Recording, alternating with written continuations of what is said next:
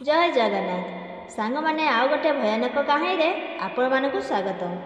संपूर्ण कहानी को आरंभ करिया पूर्व जदि आपण आम चैनल रे नुआ अछंती एवं ए जाए आपण आम चैनल को सब्सक्राइब करनांती एबे ही सब्सक्राइब करनियंतु जहा फल रे आगो केमती नुआ नुआ वीडियो रो नोटिफिकेशन आपण सर्वप्रथमे पाई परिए।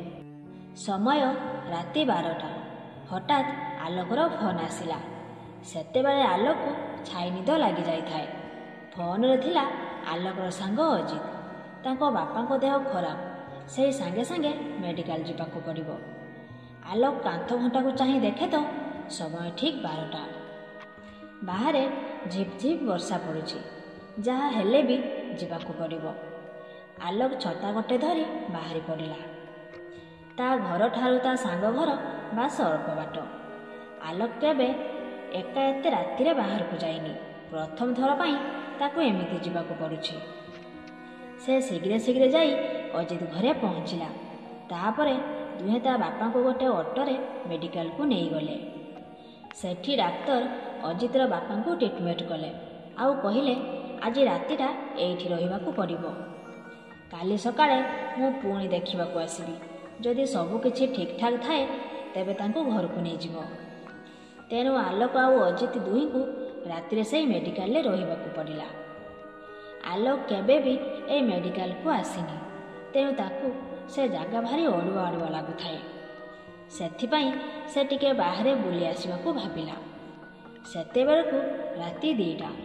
आलोक सेठारू बाहर को आसिला। हेले बाहरे केही भी नथांती।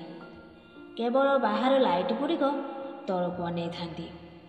ठीक से वार्ड डाहाण पटे झंकालिया बरगछटे थाए।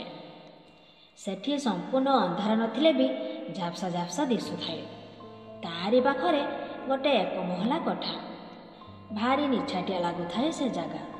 केजानी काहींकी आलोकर पाद से आड़कू चलीगला। से पर्यंत से देखि न थाए ता आगरे कौन अछि। आलोक ता मोबाइल रे व्यस्त थाए। सेते बेले हठात आलोक को लागिला सते जेमिति केही जणे ता आग देई चलीगला। आलोक मोबाइल रू मुह काढ़ी एपट सेपट चाहिला। हेले सेठी पाखरे केही भी नथिले। ठीक सेठू सुबिला आलोक को किछि विचित्र शब्द। सते जेमिति बहुत गुड़िया लोक चित्कार करुछंती। आलोक भाबिला बोधे किछि रोगी जंत्रणारे चित्कार करुछंती। आलोक भाबिला बोधे किछि रोगी जंत्रणारे चित्कार करुछंती। तापर सुबिला लोकमानकर कांदिबार शब्द। सेते बेले आलोक से घरर गोटिए पटरे थिला, जो पटरे कि झरका नथिला। आलोक से घरे कौन होउचे जानिबाकू से घरर पछपटकू बुलीगला आउ देखिला 2टी बड़ बड़ डस्टबिन। गोटिए डस्टबिन कुकुर माने तले पकई देचंती आउ ता पाखकू लागी गोटिए छोटिया झरका। भितरे झापसा झापसा आलुओ जळुची। आलोक धीरे धीरे झरका पाखकू गला। से घरू बाहरी आसुथाए नाक फटा दुर्गंध। प्रथमे तार नजर पड़िला घरर कांथरे रक्तर छिटा।